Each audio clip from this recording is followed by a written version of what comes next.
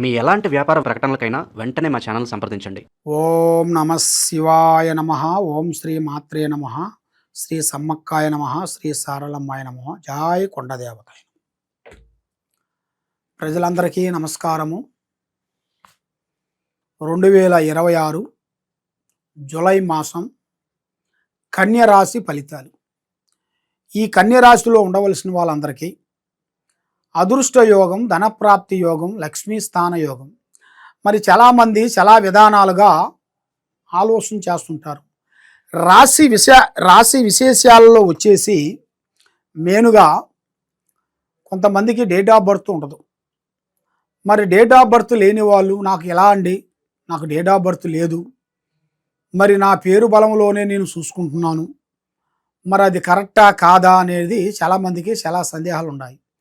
కాబట్టి మనిషికి date of birth లేనప్పుడు నీ నామదశ, ఆ నామదశ అనగా నీ పేరుని బట్టి ఏ రాశి వస్తుంది, ఏ నక్షత్రం వస్తుంది అనేది మనం తెలుసుకొని దాన్ని మనం కంటిన్యూ చేసుకుంటూ వెళ్ళాలి. లేదు మనకి డేట్ ఆఫ్ బర్త్ ఉంది, పుట్టిన టైం ఉంది అనేట్టుగైతే ఆ టయాన్ని చూసి మనం మూవ్ కావాలి. ఆ విధంగా చేసుకునేట్టుకైతే రాశి ఫలాల్లో విజయం అనేది జరుగుతుంది మీకు. మరి ఎన్నో రోజుల నుంచి ఈ కన్యా రాశి వాళ్ళు ఎన్నో విధానాలుగా పోరాటం చేసుకుంటూ విద్యానగా చదువు విధానాల్లో కూడా చాలామందికి హెల్పింగ్ చేసుకుంటూ వీళ్ళు చాలా వరకు కష్టపడుకుంటూ విద్యా విధానంలో కూడా పోరాటం చేసుకుంటూ వస్తుంటారు. కానీ విద్యా రంగంలో చూస్తే వీళ్ళకి మంచి విద్య, తెలివితేటలు, ఆలోచన చాలా వరకు బాగుంటుంది. కాబట్టి ఏ కార్యక్రమైనా కానీ, ఏ పనైనా కానీ ముందే చెప్పకూడదు. చెప్పిన దానివల్ల లేనిపోయిన సమస్యలు కొన్ని ఎదురవుతాయి. మరి ఇలా జాతక యోగాన్ని పెట్టి చూసుకుంటే ఈ కన్యరాశిలో ఉండవలసిన వాళ్ళకి 3 గ్రహాలు ఘోషిస్తున్నాయి. ఈ 3 గ్రహాలు వీళ్ళని ముప్పు తిప్పలు పెడుతుంటాయి. ఏ పని కానియదు, మనశ్శాంతిగా ఉండదు, సాయం చేస్తున్న వాళ్ళు సాయం చేయరు. మరి భార్య వల్ల కొన్ని సమస్యలు, బిడ్డల వల్ల కొన్ని సమస్యలు, ఉద్యోగం వల్ల కొన్ని సమస్యలు, ఎగసాయం వల్ల కొన్ని సమస్యలు, ఇలాంటి సమస్యల మీద సమస్యలు అనేది ఎక్కువగా కనబడుతుంటాయి. మరి ఈ మానవ జన్మలో ఉండాల్సింది మెయిన్గా డబ్బు సంపాదించాలని ప్రతి ఒక్కరికి ఆలోచన అనేది ఉంటుంది. మరి డబ్బు సంపాదించాలంటే ఎన్నో కష్టాలు పడుతుంటారు, ఎన్నో బాధలు పడుతుంటారు. ఎన్ని కష్టాలు పడ్డా కూడా ఆ కష్టాలు ఫలితం కాకోకుండా మధ్యలో కొన్ని గ్రహాలు పట్టుకొని ఆ గ్రహాల వల్ల వీళ్ళకి మైండ్ డిస్టర్బెంట్ అయిపోయి వీళ్ళకి విద్యారంగంలో కానీ, బిజినెస్లో కానీ, వ్యాపారంలో కానీ, రియల్ ఎస్టేట్లో కానీ ఏ పని పట్టుకున్నా కూడా వీళ్ళకి సక్సెస్ కాకోకుండా చాలా చాలా చాలా వరకు వీళ్ళు ఇబ్బంది పడుతూ ఉంటారు. మరి ఎన్నో బాధలు పడుతూ ఉండవలసిన వాళ్ళకి ఇప్పుడు వీళ్ళకి ఒక మంచి అవకాశం రాబోతుంది.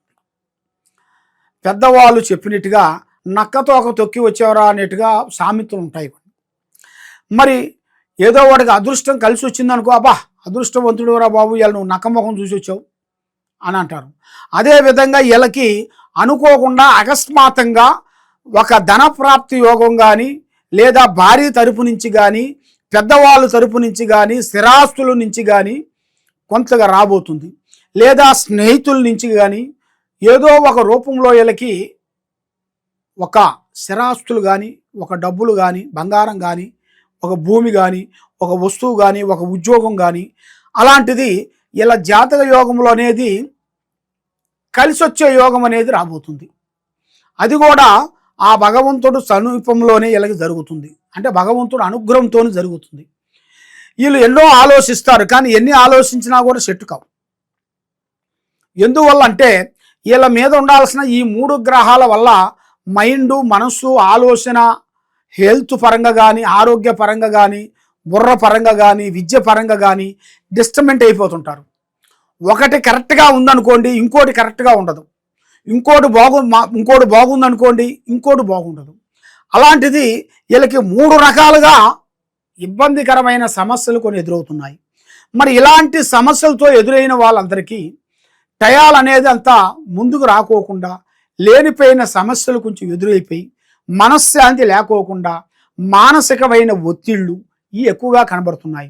మరి ఏ కార్యక్రమం చేసినా, ఏ పని చేసినా తొందరపాటు వల్ల ఎన్నో నష్టాలు, ఎన్నో ఇబ్బందులు కొన్ని ఎదురొచ్చే మార్గాలు కూడా చాలా వరకు కనబడుతున్నాయి. మరి ఈ కన్యరాశి వాళ్ళకి విదేశాల ప్రయాణాలు, పెద్ద పెద్ద చదువులు కానీ, మరి వీళ్ళకి పాలనలో కూడా పెద్ద చదువు, అక్కడ సెటిల్మెంట్ అయ్యే యోగము వీళ్ళ జాతకంలో చాలా వరకు కనబడుతుంది. కాబట్టి రాజకీయంలో కూడా మంచి అభివృద్ధిగా రాబోతుంది. మరి గవర్నమెంట్ డిపార్ట్మెంట్లో కూడా వీళ్ళు ఊహించిన దానికన్నా ఇంకా పెద్దగా అభివృద్ధికి రావాల్సిన యోగం కూడా చాలా వరకు కనబడుతుంది.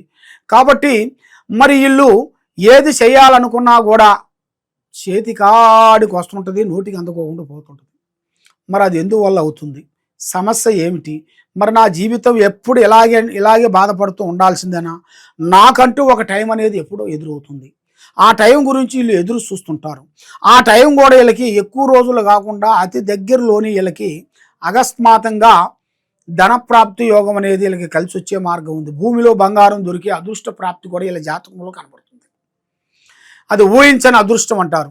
కాబట్టి అది ఎవరో దాచిపెట్టుకున్న సొమ్ము, ఎవరో సంపాదించుకున్న ఆస్తులు, అవి ఎప్పుడో స్థిరాస్తులు, ఊహించని అదృష్ట యోగం అనేది వీళ్ళకి కలిసి వచ్చే అదృష్ట యోగం అంటారు. అదే లక్కు అంటారు.